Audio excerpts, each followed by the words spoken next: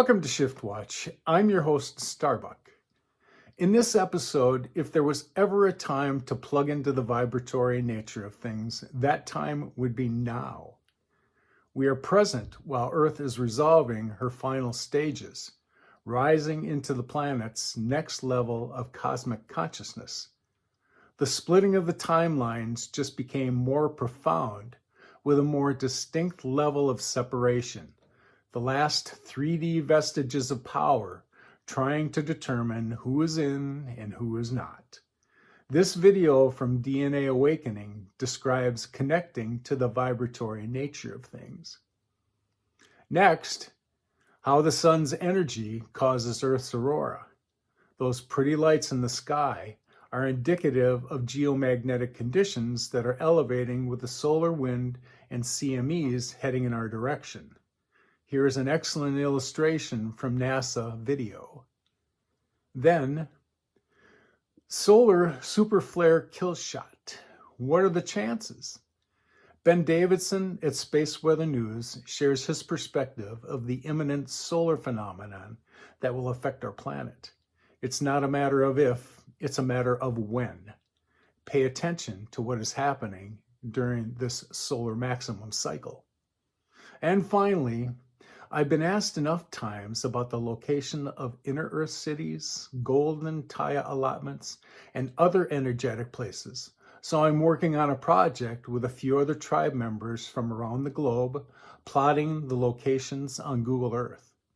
I've taken all the inner Earth cities I know of so far and plotted them using white markers. If I had graphics or content for the location, it was also noted in the description. Yellow markers indicate golden Taya allotments, those areas of the planet already vibrating at new Earth frequencies. Blue markers showed some of the energetic vortexes I've visited, along with pictures at those locations.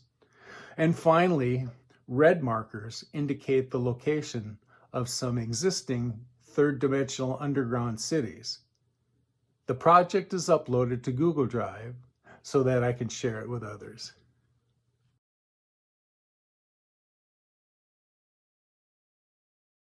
I sense significant changes on the horizon and would like to share what is happening with you. Looking ahead to 2025 to 2027, I believe we are approaching what appears to be humanity's most significant planetary recalibration.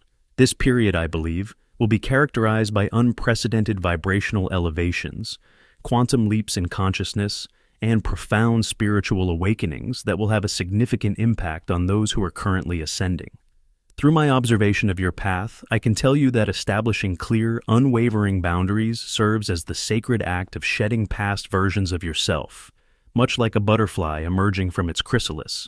This ascension process you're experiencing, while intricate and multifaceted, is your natural progression toward living as an empowered, authentic being in full alignment with universal consciousness.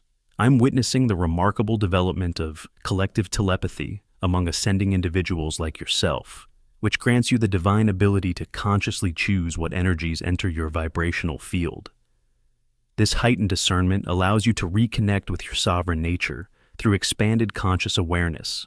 As you master your multidimensional aspects, you're actively clearing dense energetic residue, maintaining your center point of power, and systematically eliminating lower consciousness grids that no longer align with your true self and soul purpose. Your role as an ascending starseed soul is particularly significant. You're an integral part of a cosmic light ascension team, directly supporting Gaia's transition into her higher conscious state. The profound purpose you carry involves the intricate process of building your physical light body and elevating the vibrational frequency of matter itself. This metaphysical function, which we recognize as ascension and evolution, enables you to fully embody your higher self while navigating the rich tapestry of human experience. As your consciousness expands, I observe you drawing in increasingly refined crystalline energy from your higher self and soul essence into your physical form. This alchemical process of consciousness transformation, divine alchemy, holds the potential to completely redefine the known dimensions of awareness and being. You're currently experiencing a major upgrade and life transition, And I want you to know that it's perfectly natural to recognize when certain situations, relationships, or environments have fulfilled their purpose in your journey. This awareness allows you to move forward gracefully, following the magnetic pull of your soul's calling. You, along with other ascending beings on our transforming planet, hold the powerful vision of New Earth reality. Your collective is driven by the profound desire to manifest heaven on Earth, bringing this vision into being through conscious, natural, and synchronistic means. As an advanced New Earth human, the transformation you're undergoing involves the restoration of your genetic coding to its original divine template. You've successfully transitioned from an old Earth human paradigm to embrace your higher purpose in the New Earth reality. During this internal shift, I understand that your old mental constructs may occasionally project fear about the unknown that lies ahead. However, remember that your higher self, in collaboration with light team beings, is continuously working to transcend outdated consciousness programs, clear past generational timeline imprints, and release internal patterns that no longer serve your highest evolution. According to my understanding, you will experience this transformation on both an internal and external level. Your inner landscape will reflect the collective changes occurring in our world. I understand how intense these changes can be, but believe me when I say they are necessary catalysts for growth. You may notice disruptions in various aspects of your life, such as relationships changing, career paths shifting, and belief systems transforming, all of which serve as necessary stepping stones to higher consciousness. I sense a divine orchestration at work, a cosmic intelligence far beyond our comprehension, guiding this massive realignment. This power, as I understand it, is methodically reorganizing our collective and individual energetic frequencies to align with the Earth's evolving consciousness. You are being prepared, along with the rest of humanity, to integrate with our planet's ascending vibrational blueprint. During this time, you will experience incredible synchronicities, revelations, and connections. I see this as more than just a change. It's a complete dimensional shift in how you'll perceive reality.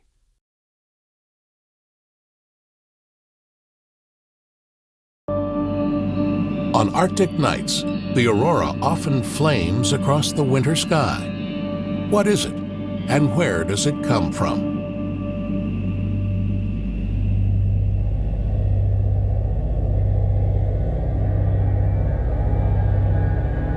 This is where the tale of the aurora starts.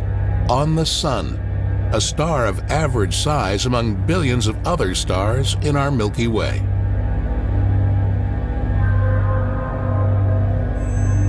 The Sun acts as an enormous power plant.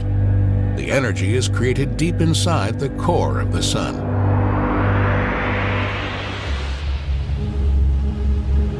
Here the temperature is over 14 million degrees, and the pressure so enormous that hydrogen atoms are squeezed together into another element, helium. This nuclear reaction releases energy. The light radiates outward from the core of the Sun. In the outer layers, the heat moves to the surface in huge eddies called convection cells. These electrical currents of charged gas create magnetic fields inside the Sun. In some places, strong magnetic fields push their way up through the surface. They slow down the eddies of hot gas. The surface cools, and darker sunspots appear. The electrically charged gas is called plasma. The plasma drags the magnetic field further outwards. The magnetic field stretches and twists like a rubber band, and then the rubber band breaks. Several billion tons of plasma is hurled out from the Sun. This is called a solar storm.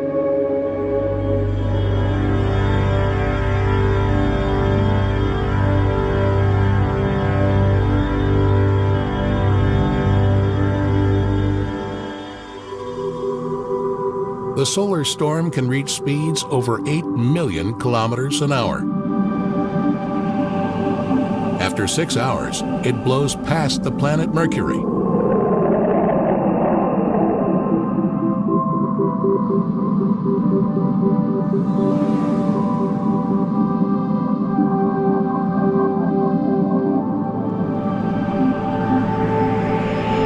12 hours, the planet Venus.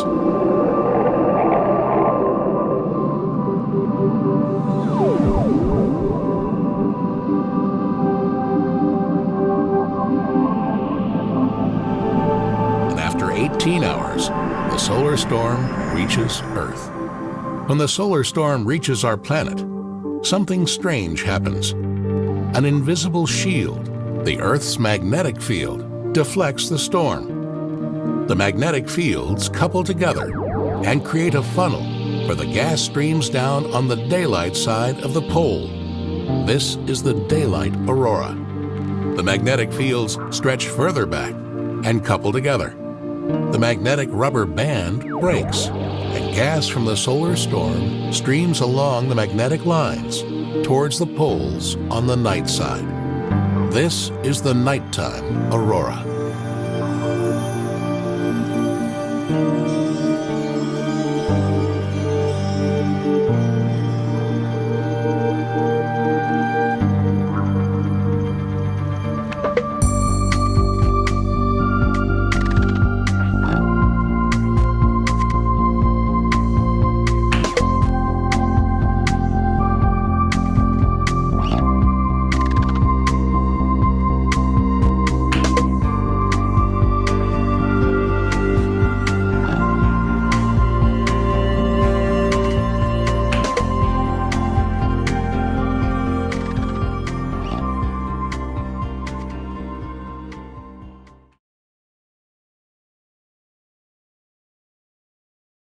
The news recently broke that the sun produces a superflare about once a century.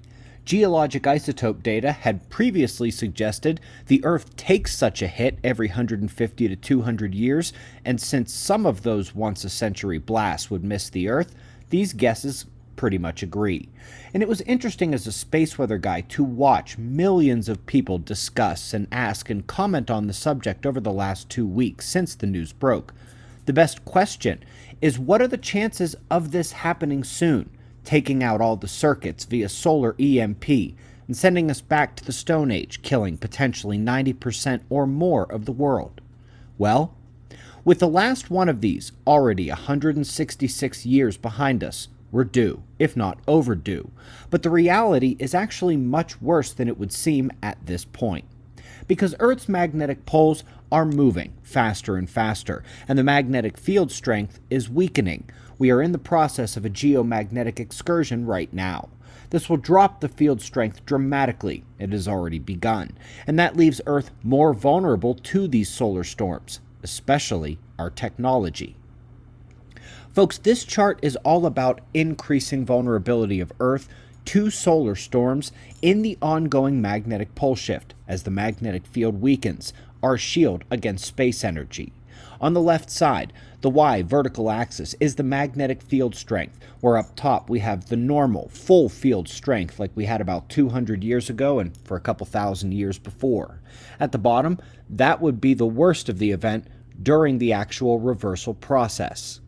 The x-axis, going horizontally, is the chances that a solar killshot event will occur, that the EMP delivered by the induced geomagnetic current will kill global grids, devices, etc., sending us back to the Stone Age. The curves all bend to the right as they come down. That's as the magnetic field weakens.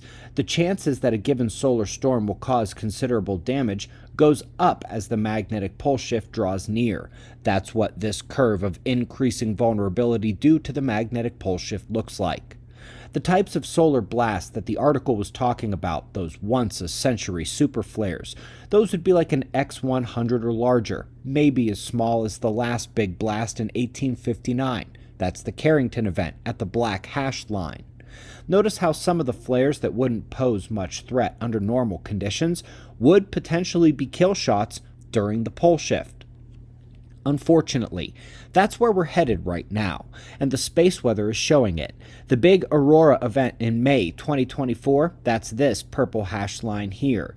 It was actually the combined impacts of 3 small CMEs, and even combined, they represent only a tiny fraction of the power of the 1859 Carrington event, but it produced an equivalent and in some locations, excess auroral displays, even despite increases in light pollution, making it harder to see.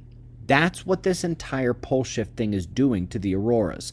The purple hashed line event acted much closer to what the 1859 event on the right did in terms of auroras because of the weaker magnetic field of the Earth. So perhaps you might be asking, where are we on this chart right now? Well, that's a good question. With the governments of the world not updating how much we've lost since about 2010, we have to extrapolate, and that we should be somewhere in this area of the purple box, somewhere between 25 and 40% lost.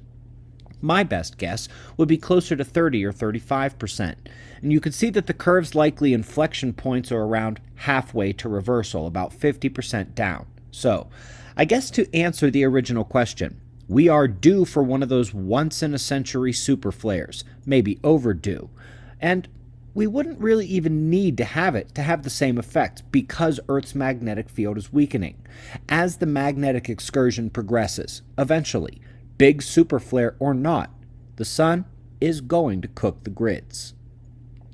For observers who know about the KP index, this is the same concept with the KP, the Geomagnetic Storm Index. Similar concept, and it is important to note that these are just best guesses, both this and the previous chart. They are informed by my 15 years of space weather analysis and what few papers on the subject exist, but they're probably pretty close. The point is that yes, we are in fact due for the big one from the sun, but with Earth's magnetic field on the decline, we've got the effects on our bingo card either way. Subscribe and I'll see you in the morning for the daily show. Be safe, everyone.